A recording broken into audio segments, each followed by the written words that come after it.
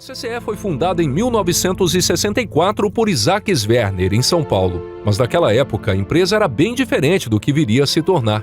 Inicialmente, ela era apenas uma importadora e vendedora de componentes eletrônicos. O nome CCE vem de Comércio de Componentes Eletrônicos. Ela importava peças e montava produtos que eram vendidos com o nome de outras marcas. No entanto, no começo dos anos 70 veio a virada, onde a CCE decidiu fabricar seus próprios produtos. Logo em 1972, ela inaugurou a CCE da Amazônia, na Zona Franca de Manaus, sendo um marco para o início da produção nacional em grande escala. A marca logo começou a lançar seus primeiros produtos, e muitos deles se tornaram um verdadeiro sucesso. A estratégia da CCE era clara: preços baixos, acessibilidade e presença em todo o Brasil. Diante dessa estratégia, a empresa lançou os famosos aparelhos 3 em 1, que podiam combinar 3 aparelhos em um só, como, por exemplo, uma combinação de TV, rádio e videocassete. Ainda nesse mesmo período, a CCE também produziu rádios, toca-fitas e sistemas de som que dominavam os lares brasileiros. Entretanto, durante o período da ditadura militar, o Brasil implementou a famosa Lei da Reserva de Mercado. Essa lei dificultava ou até mesmo proibia a importação de tecnologia estrangeira. Para os consumidores, isso acabou sendo um pequeno problema, uma vez que as pessoas tinham menos acesso a marcas internacionais. Porém, por outro lado, foi a grande chance para a indústria nacional alavancar suas vendas. Isso permitiu que novas marcas surgissem e empregos fossem criados. O mais importante é que a CCE estava no centro de toda essa transformação e conseguiu crescer muito no mercado brasileiro de eletrônicos durante esse período. No meio dos anos 70, a empresa já tinha 4 fábricas em Manaus e uma em São Paulo. Foi também nessa época que a CCE começou a investir pesado no setor de áudio e fez uma grande parceria com a japonesa Kenwood. A princípio, a Kenwood só fornecia peças, mas na década seguinte, produtos completos começaram a ser lançados em conjunto no Brasil. Muitas vezes a CCE apenas remontava os aparelhos e os vendia com outro nome, uma estratégia comum na época. Apesar de vários elogios à qualidade dos seus sistemas de som, a CCE nunca escapou das críticas. Diversos consumidores reclamavam da durabilidade e do desempenho de alguns produtos. E isso fez com que surgissem alguns apelidos que acabaram marcando a empresa por anos. Os apelidos eram uma brincadeira com a sigla CCE, como por exemplo, Conserta, Estraga. Começou comprando errado e até mesmo conjunto de componentes estragados. Ainda assim, a linha de áudio foi um sucesso. Produtos como o CCE Studio 6060, o amplificador K5500 e a caixa acústica CL1200 viraram referência. Inclusive, a linha de som chegou a representar mais da metade da receita da empresa. Nos anos 80, a CCE estava em seu auge.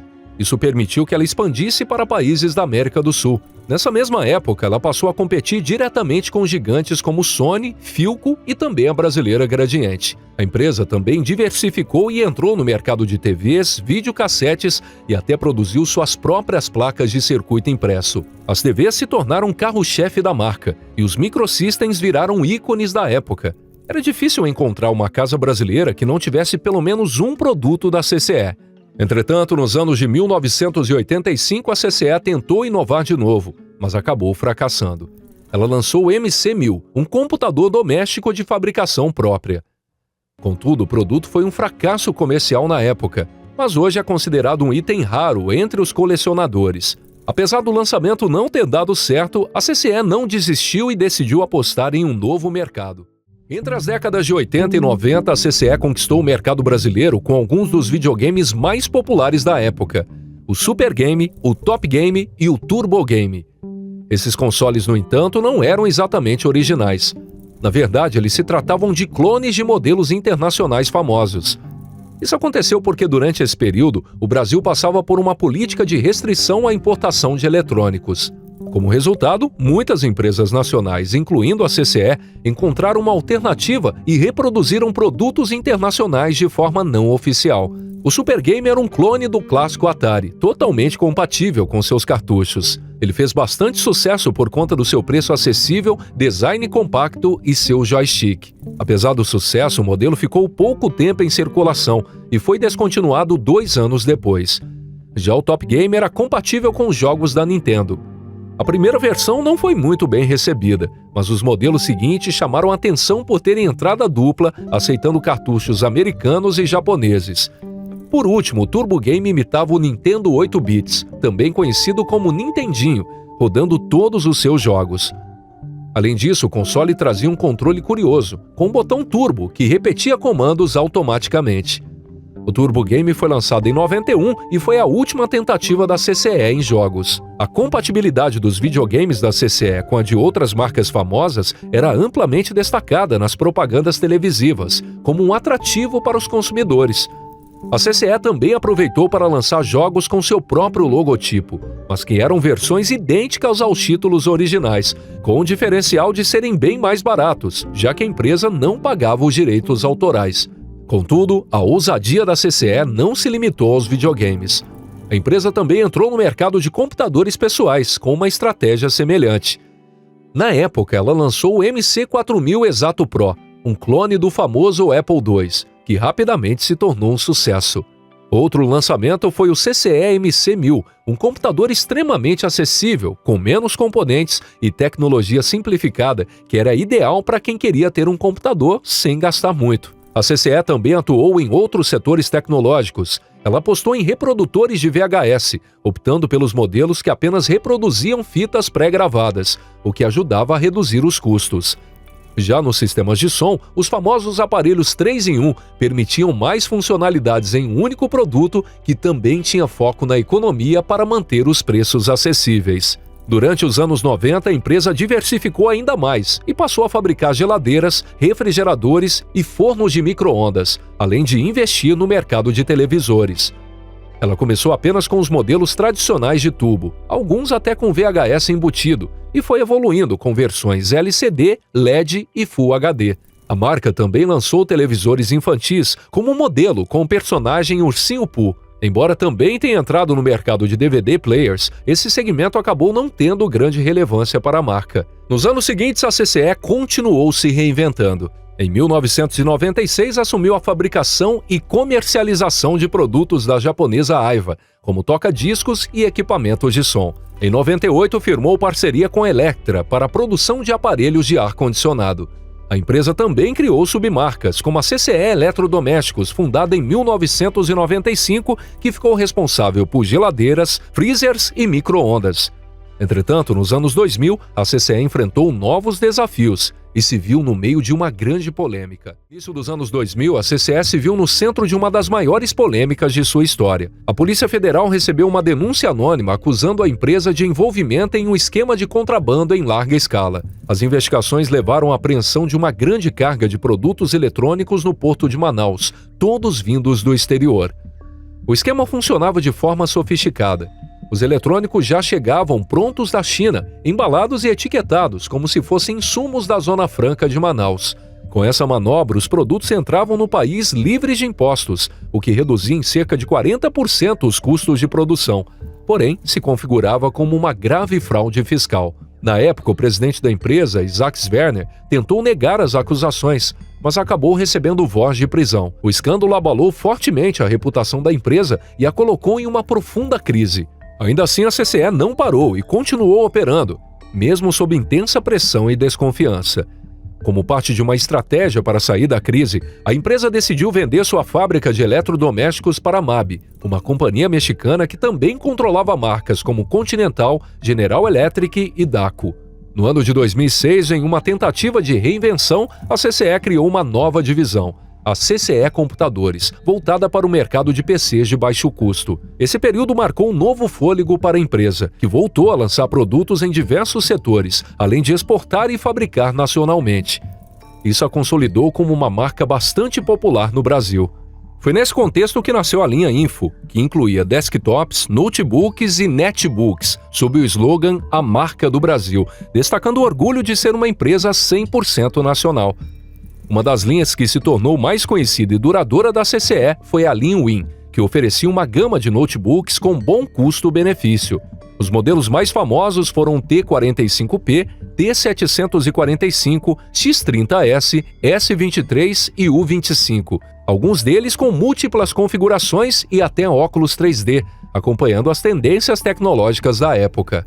A CCE também entrou no mercado de Ultrabooks, lançando seu primeiro modelo durante a Campus Party de 2012, um festival tecnológico que visa inovação, criatividade e empreendedorismo. Com esses avanços, a marca passou a ocupar posições de destaque no mercado brasileiro de computadores. Em 2014, chegou a liderar o setor por vários meses antes de ser ultrapassada pela rival Positivo. A empresa também se arriscou no competitivo mercado de smartphones, com destaque para a família Motion Plus. O modelo que teve maior destaque foi o SK504, com processador quad-core.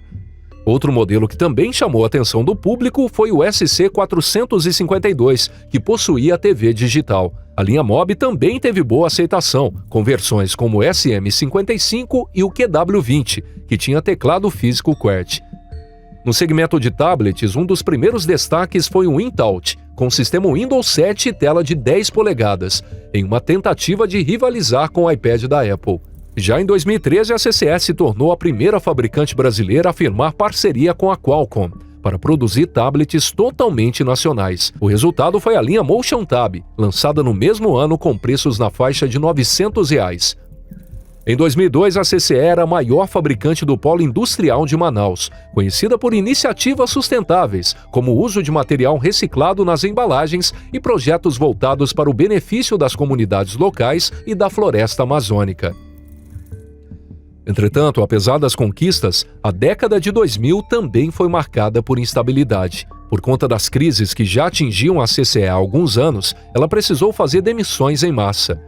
Além disso, a marca perdeu espaço no mercado de áudio, não conseguiu consolidar sua presença entre os celulares e viu o licenciamento que tinha com a empresa de eletrônicos Aiva ser transferido para a Sony em 2002.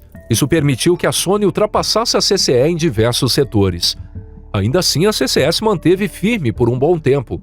Porém, do dia para a noite, a marca desapareceu do mercado sem que ninguém entendesse o que tinha acontecido. No ano de 2012, a gigante chinesa Lenovo estava determinada a entrar com força no mercado brasileiro. E como é comum nesses casos, a estratégia inicial era buscar uma empresa nacional consolidada, com fábricas em funcionamento e conhecimento do mercado local para facilitar a entrada.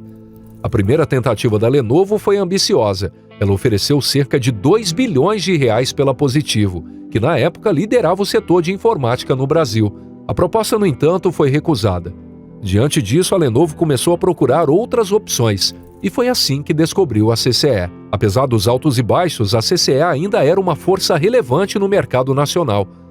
A Lenovo então apresentou uma proposta de compra. Ela ofereceu R$ 300 milhões que seriam pagos de forma parcelada. O acordo previa que a CCE só se tornaria oficialmente uma empresa Lenovo após o pagamento da última parcela. Logo, o fundador da CCE, Isaac Werner, aceitou o negócio. Com a aquisição, a Lenovo alcançou o terceiro lugar no mercado de eletrônicos no Brasil, atrás apenas da Positivo, que tinha 15% de participação, e da HP, que tinha 9%. A nova dona promoveu amplas modernizações nas fábricas da CCE, tornando sua estrutura mais tecnológica e competitiva. Assim que a Lenovo começou a operar a CCE, ela lançou novos tablets e computadores, com foco em inovação e custo-benefício. Entretanto, o cenário rapidamente mudou. A Lenovo enfrentou uma concorrência acirrada no mercado brasileiro, especialmente nos segmentos de smartphones, tablets e notebooks, onde marcas como Samsung, Motorola e Apple já estavam bem estabelecidas. Apesar dos altos investimentos em infraestrutura e novos produtos, os retornos financeiros ficaram muito distantes do esperado. Além disso, no ano de 2014, a Lenovo adquiriu a Motorola, e por ser uma marca muito mais estabelecida no mercado de celulares, a empresa optou por encerrar o setor de smartphones da CCE e manter somente o da Motorola. Gradualmente, a Lenovo passou a priorizar produtos premium com sua própria marca e deixou de usar o nome CCE. Em 2014, a empresa encerrou a produção de TVs, enquanto as vendas de computadores caíam. Fora isso, as reclamações de consumidores aumentaram drasticamente, ao ponto de, em 2014, a Lenovo CCE ocupar o terceiro lugar no ranking de empresas mais reclamadas do estado de São Paulo. O foco excessivo em volume, em detrimento da qualidade, acabou sendo um grande tiro no pé. Por conta das grandes dificuldades no mercado brasileiro e pelo aumento no número de multas e reclamações sobre os produtos da marca, a Lenovo tomou uma drástica decisão. Ela acabou optando por não completar o pagamento da aquisição da CCE, ou seja, a Lenovo não pagou a última parcela da compra, o que, de acordo com o contrato, anulava a aquisição. Por fim, em outubro de 2015, a CCE foi oficialmente devolvida à família Sverner, sem custos adicionais. A devolução da empresa acabou sendo, curiosamente, um bom negócio para os antigos donos. Eles ficaram com uma CCE mais moderna, com fábricas atualizadas e uma estrutura reforçada, além de terem recebido a maior parte do valor acordado com a venda para a Lenovo, já que ela não pagou somente a última parcela. Porém, o retorno não durou.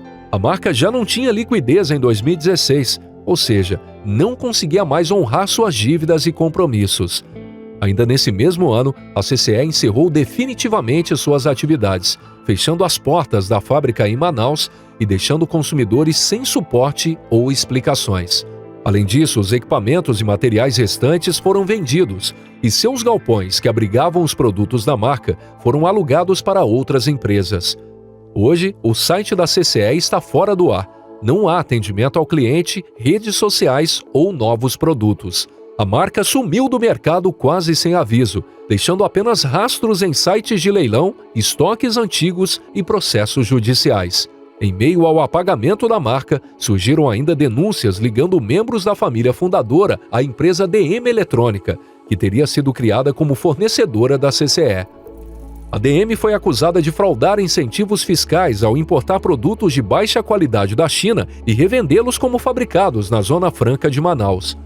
Apesar das acusações, a família Sverner foi removida do processo judicial por não participar da gestão da DM.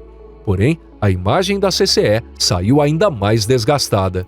Apesar disso, é inegável que a CCE teve méritos importantes. Por décadas, ofereceu produtos de baixo custo para um público que não conseguia acessar marcas mais caras. Foi exatamente essa democratização da tecnologia que levou a CCE ao topo do mercado em várias categorias, mesmo com muito menos recursos do que concorrentes nacionais e multinacionais. Apesar do seu auge nas décadas de 80 e 90, a CCE ainda ganhou uma má fama por conta dos problemas em massa em seus computadores, TVs e eletrônicos de baixo custo. No entanto, mesmo com todos esses defeitos, a empresa deixou uma marca nostálgica e histórica na memória de muitos brasileiros. O fato é que a CCE conseguiu competir com gigantes sem nunca ter sido uma gigante.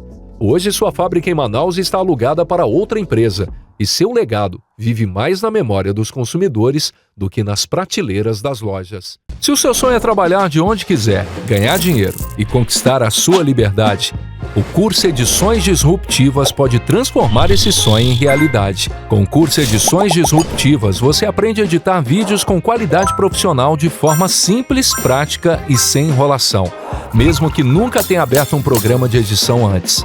São mais de 60 videoaulas criadas para te ensinar a transformar criatividade em renda real. Além disso, o Plano Master traz um módulo exclusivo com os mapas fantásticos, o maior perfil de mapas animados do Brasil, com mais de 1.200.000 seguidores, ensinando técnicas únicas que podem elevar suas produções a outro patamar. O primeiro passo é seu. Acesse o link na descrição ou no comentário fixado e comece hoje mesmo. Se você busca liberdade financeira e a opção de trabalhar de qualquer lugar do mundo, o Edições Disruptivas é a escolha certa para você. A história da Gradiente se inicia de maneira simples em outubro de 1964 na cidade de São Paulo, como uma pequena loja de bairro. O foco inicial era a produção de componentes eletrônicos, sem grandes ambições ou escala até então. Mas tudo começou a mudar um ano depois, em 1965, quando a Gradiente lançou um dos primeiros amplificadores do Brasil. Para quem não sabe, amplificador é um equipamento que aumenta a potência de sinais de áudio, melhorando a qualidade e o volume do som em rádios, toca-discos e outros aparelhos. Como uma das primeiras empresas a fabricar esse tipo de produto no Brasil, a Gradiente rapidamente ganhou destaque. O mercado brasileiro na época era tecnologicamente atrasado. E havia um motivo claro para isso: a Lei de Reserva de Mercado. Essa lei impedia a importação de diversos equipamentos eletrônicos com o objetivo de proteger e fortalecer a indústria nacional. Em outras palavras, empresas como a Gradiente não tinham concorrência estrangeira, e isso abriu caminho para um crescimento rápido e seguro. E esse crescimento se intensificou ainda mais a partir de 1969, graças ao chamado Milagre Econômico Brasileiro. Esse foi um período de forte crescimento econômico no país, com aumento de investimento em infraestrutura, como rodovias e indústrias. Um momento ideal para empresas do setor eletrônico se expandirem. Com isso, a Gradiente passou a ser cada vez mais reconhecida. Ainda era uma empresa de porte pequeno, mas chamou a atenção do empresário suíço-brasileiro Emil Staub, que decidiu comprá-la em 1970. Pouco tempo depois, o comando da empresa passou para seu filho, Eugênio Staub, que passou a liderar ao lado dos cofundadores Nelson Bastos e Alberto Salvatore. Contudo, o grande salto viria apenas no ano de 1975, quando a Gradiente se consolidou como uma empresa realmente relevante, com caixa fortalecido e dominando o mercado. Boa parte do seu sucesso era por conta da proteção oferecida pela Lei de Reserva de Mercado. Sem concorrência internacional e com pouca oferta de produtos tecnológicos no país, a Gradiente e outras empresas do setor praticamente monopolizavam o mercado. Em 1973, a Gradiente deu mais um passo estratégico ao transferir sua produção para a Zona Franca de Manaus, uma área com incentivos fiscais e econômicos criada para estimular o desenvolvimento da região norte do Brasil. Para a Gradiente, essa mudança foi crucial para a redução de custos e aumento da produção. A empresa cresceu tanto que chegou a abrir uma subsidiária no México, onde permaneceu por 13 anos. Nessa fase, a Gradiente se especializou na produção de equipamentos de áudio, como amplificadores, receptores, toca-fitas e toca-discos. Entre todos esses produtos, o que mais se destacou foi o famoso 3 em 1, que combinava toca-fitas, toca-discos e rádio em um único aparelho. Além de ser prático, havia uma vantagem estratégica, já que a empresa só pagava imposto como se fosse um único produto, mesmo oferecendo 3 funcionalidades. Isso se transformou em uma das jogadas mais inteligentes da Gradiente e fez do 3 em 1 o carro-chefe da empresa até 1988. A partir desse ano, a empresa começou a lançar versões mais compactas, ainda mantendo o estilo dos famosos Systems, aparelhos de som grandes e potentes, que marcaram presença em milhares de lares brasileiros nos anos 80 e 90. Com tanto sucesso, a Gradiente continuou a se expandir. Em 1978, comprou a empresa europeia Garrard, com o objetivo ambicioso de levar seus produtos para o mercado europeu e norte-americano, competindo de igual para igual com as gigantes internacionais. No entanto, esse passo rumo ao mercado internacional originou em uma série de problemas para a empresa brasileira. Depois de conquistar o Brasil, a Gradiente mirava ainda mais alto. Em 1980, ela tomou a decisão ousada de adquirir a empresa de eletrônicos Garrard, já bem consolidada no mercado britânico, principalmente no mercado de som e áudio. A ideia parecia genial, já que com a compra, a Gradiente não precisava começar do zero. Ela herdaria fábricas, mão de obra especializada e a reputação de uma marca já reconhecida. O plano era expandir pela Europa e depois chegar com força no mercado norte-americano. Contudo, o que parecia uma jogada estratégica acabou virando um pesadelo. A Gradiente estava acostumada com o mercado brasileiro, protegida pela Lei de Reserva de Mercado, com pouca concorrência e altos lucros. Só que na Europa, a realidade era outra. A concorrência era acirrada, as exigências de qualidade eram maiores e os custos de produção muito mais elevados. Isso fez com que o projeto não fosse para frente e em 1982, apenas 2 anos após a compra, a fábrica da Garrard foi fechada. A Gradiente tentou trazer a marca para o Brasil, mas por aqui ninguém conhecia e o público já estava fidelizado com as marcas nacionais. Sem sucesso nem lá nem aqui, a Gradiente acabou vendendo a Garrard em 1997 para a empresa inglesa chamada Loricraft Audio, acumulando um prejuízo de 18 milhões de dólares. Esse acabou sendo um grande golpe para a empresa. No entanto, a história da Gradiente foi marcada por decisões ruins, como a compra da Polivox, uma antiga concorrente direta. Curiosamente, a Polivox foi fundada por ex-funcionários da Gradiente, incluindo Alberto Salvatore, um dos cofundadores da própria Gradiente. Eles tinham o conhecimento técnico e a experiência para montar uma empresa de peso, e foi o que fizeram.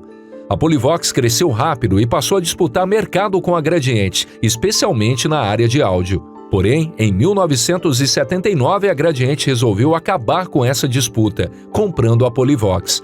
Só que havia um bônus nessa aquisição. A Polivox possuía o licenciamento oficial para vender o Atari 2600 no Brasil, o primeiro grande console de videogame a chegar no país. O mercado de games ainda estava engatinhando por aqui, e trazer o Atari foi um grande acerto. Apesar da Polivox continuar vendendo o Atari, a Gradiente tomou uma atitude estratégica e encerrou a produção dos produtos de som da Polivox, para evitar que competisse com os produtos de sua marca.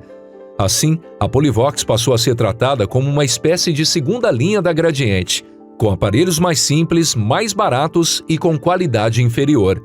Aos poucos, a marca foi sendo esquecida nas prateleiras, até que desapareceu completamente do mercado.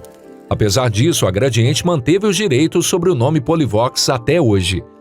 Contudo, nem só de áudio vivia a Gradiente. Nos anos 80, ela começou a diversificar seu portfólio, entrando em áreas como televisores, câmeras e até computadores. Tanto que em 1985 ela lançou seu primeiro computador, o Expert MSX. Na época, os computadores geralmente vinham integrados ao teclado, mas o Expert da Gradiente tentou inovar, trazendo uma CPU separada, o que chamou a atenção do público e acabou se tornando um sucesso. Porém, na empolgação de inovar e tentar dominar o mercado, a empresa cometeu um erro que custaria caro. A Gradiente decidiu criar um padrão próprio para os seus periféricos, como mouse e teclado. Isso significava que se alguém comprasse um computador da marca, só poderia usar mouse e teclado também da Gradiente. A ideia era simples, transformar esses acessórios em itens exclusivos e assim aumentar ainda mais o lucro. Na teoria era uma boa estratégia, mas na prática foi um desastre. Enquanto a Gradiente apostava nisso, empresas como a Microsoft estavam trabalhando em padrões universais, que logo se tornariam um padrão global para computadores. Com isso, a empresa viu seu público diminuir rapidamente. Logo, o Gradiente Expert foi descontinuado ainda nos anos 80, encerrando de forma rápida a aventura da empresa no mundo da informática. Tudo isso fez com que a Gradiente perdesse muito dinheiro, tendo que lidar com um grande prejuízo. A Gradiente não só se limitou aos computadores e logo voltou sua atenção para outro mercado promissor, os televisores. Nessa época, uma empresa que fazia bastante sucesso no Brasil com sua televisão era a alemã Telefunken. Durante décadas, a empresa foi bastante popular aqui no país. Mas durante a década de 1980, a empresa enfrentou dificuldades financeiras e optou por encerrar sua divisão de TVs no Brasil. Foi aí que a Gradiente enxergou uma grande oportunidade. Em 1989, ela adquiriu a Telefunken Brasil. A empresa aproveitou a tecnologia existente e sua estrutura, descontinuou a marca alemã e passou a lançar os televisores sob o nome Gradiente. E não parou por aí. A empresa foi a primeira a lançar uma TV de tela grande no país com mais de 29 polegadas. Aliás, a Gradiente foi responsável por diversas inovações, sendo a pioneira no Brasil em diversas tecnologias, como o primeiro CD player em 1984, o primeiro DVD player em 98, o primeiro MP3 player em 1999, o primeiro DVD com karaokê em 2001 e a primeira HD TV em 2006. Outro produto que a Gradiente lançou foi o meu primeiro Gradiente nos anos 2000, que era o desejo de muitas crianças. Era um aparelho infantil educativo, mas com um preço elevado. Nesse mesmo período, a Gradiente fez história também no mercado de videogames. Em 1989, ela lançou o icônico Phantom System, um clone do Nintendinho que virou febre. Curiosamente, a intenção inicial era clonar o Atari 7800, mas ao perceberem o sucesso do Nintendo, mudaram o sistema interno, mantendo o visual externo parecido com o Atari. Um improviso que acabou dando certo. Entretanto, a grande virada foi somente em 93, quando a Gradiente fez uma parceria com a marca de brinquedos Estrela, criando a Playtronic, a primeira empresa a representar oficialmente a Nintendo no Brasil. O objetivo era bater de frente com a Tectoy, que dominava o mercado com o Master System e o Mega Drive. Através da Playtronic, diversos jogos chegaram ao Brasil, como o Nintendinho, o Super Nintendo, o Nintendo 64 e o Game Boy. No entanto, a parceria não durou. Em 96, a Estrela saiu do negócio e vendeu sua parte da Playtronic para a Gradiente, que passou a operar sozinha sob o nome Gradiente Entertainment. O último console lançado pela empresa foi o GameCube em 2001.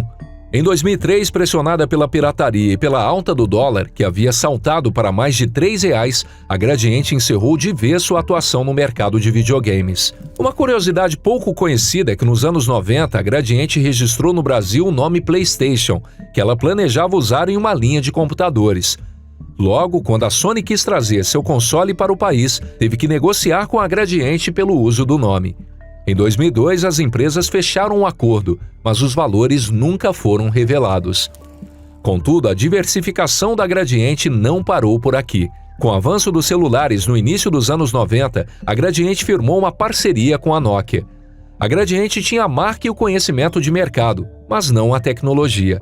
A Nokia, por outro lado, tinha tudo o que precisava, menos presença aqui no Brasil. Assim, em 1993, elas lançaram juntas o primeiro celular analógico fabricado no Brasil, e o sucesso foi instantâneo. Em poucos anos, a Nokia se tornaria líder de mercado no país.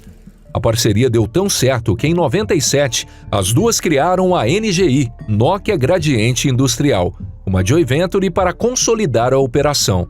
Nesse mesmo ano, elas lançaram o primeiro celular digital feito no Brasil. No entanto, no ano de 2000, a Nokia decidiu encerrar a parceria e comprou a parte da Gradiente por $415 milhões. Esse ano foi o auge financeiro da Gradiente, em que seu faturamento ultrapassou R$1 bilhão. Mas pouco tempo depois, a empresa acabou enfrentando fortes crises financeiras, tanto que no ano de 2003, ela saiu da lista das 10 marcas mais valiosas do Brasil e começou a enfrentar sérias dificuldades. E mesmo em meio à crise, uma questão envolvendo o nome iPhone fez com que ela estivesse no meio de uma das batalhas judiciais mais longas de sua história. Nos anos 2000, a Gradiente registrou no INPI, Instituto Nacional da Propriedade Industrial, o nome Internet Phone, abreviado como iPhone, para uma linha de aparelhos com acesso à rede. Porém, o registro só foi concedido oficialmente em 2008, exatamente no ano em que a Apple lançou o iPhone no Brasil. Logo, Apple e Gradiente entraram em uma batalha judicial, que ainda não acabou sobre quem tem os direitos sobre o nome iPhone. Naquela época, a Gradiente já estava enfrentando sérias dificuldades internas, e a disputa com a Apple piorou ainda mais a sua situação. Além disso, em seguida, a empresa acabou cometendo um grande erro, sendo um dos responsáveis pelo seu desaparecimento do mercado. No início dos anos 2000, mesmo já operando no vermelho, a Gradiente resolveu dar mais um passo ousado ao comprar a Philco, uma marca tradicional no setor de eletroeletrônicos. Em 2005, a Gradiente era líder de mercado no Brasil. Além disso, nessa época, o mercado de DVDs estava em alta e a Philco era um dos destaques nesse setor. Foi nesse contexto que a Gradiente desembolsou cerca de R$60 milhões para adquirir a Philco. Apesar de estar passando por dificuldades financeiras, a Gradiente afirmava que iria manter as duas marcas sem demitir nenhum funcionário. A princípio, a estratégia parecia acertada. Somando Gradiente e Philco, a empresa abocanhou 18% no mercado de DVDs. Entretanto, a vitória durou pouco. A concorrência das gigantes LG, Samsung e Philips, que atuavam globalmente, começou a sufocar a Gradiente, que era 100% dependente do mercado brasileiro, e o que parecia uma jogada estratégica se transformou em um enorme prejuízo. A empresa foi forçada a vender a Philco 2 anos depois, em 2007, para um grupo chinês por apenas 22 milhões, sendo menos da metade do valor que ela havia pagado. O pior de tudo é que a compra da Philco havia sido feita com dinheiro de empréstimos bancários. Então, mesmo vendendo a empresa, a Gradiente continuou com a dívida. Logo, ainda nesse ano, a Gradiente entrou oficialmente em recuperação judicial, com dívidas superiores a R$500 milhões. Por esse motivo, as fábricas foram fechadas, funcionários demitidos e o império da marca começou a ruir. Mesmo antes da crise global de 2008, a situação da empresa já era crítica. A Gradiente tentou se reestruturar e chegou até a mudar o nome para IGB Eletrônica.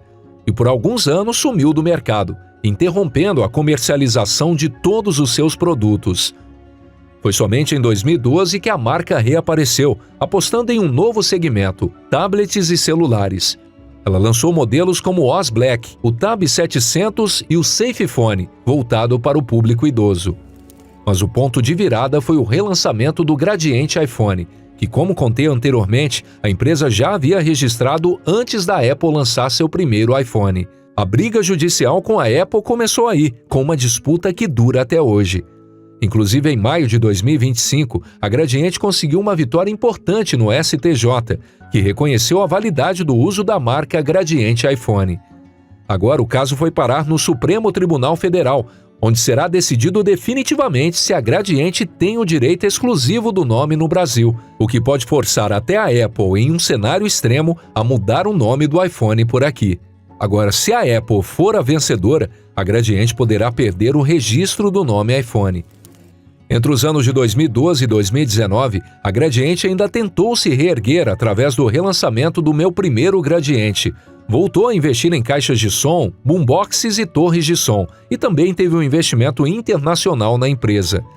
Tanto que em 2023, suas ações se valorizaram em 250% na bolsa, e a empresa saiu oficialmente da recuperação judicial.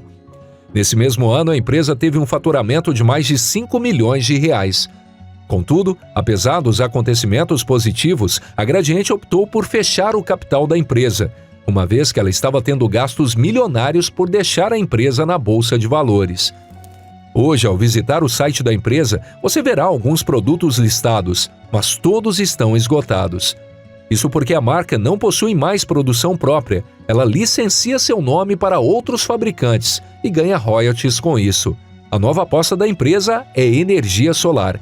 Em 2024 foi lançada a Gradiente Solar, com sede no estado de São Paulo e investimento inicial de 50 milhões de reais. O foco da empresa é nos consumidores que querem gerar energia solar em seus próprios sistemas.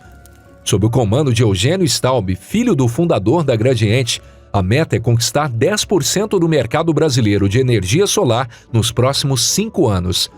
A empresa já está ativa, com site funcionando e presença nas redes sociais. Além disso, a Gradiente hoje aluga seus galpões industriais em Manaus para outras companhias. A Gradiente, que já foi sinônimo de inovação tecnológica no Brasil, não é mais a gigante que encantou o país nos anos 80 e 90, mas ainda continua viva e focada em novas áreas. No entanto, o futuro da empresa ainda é incerto.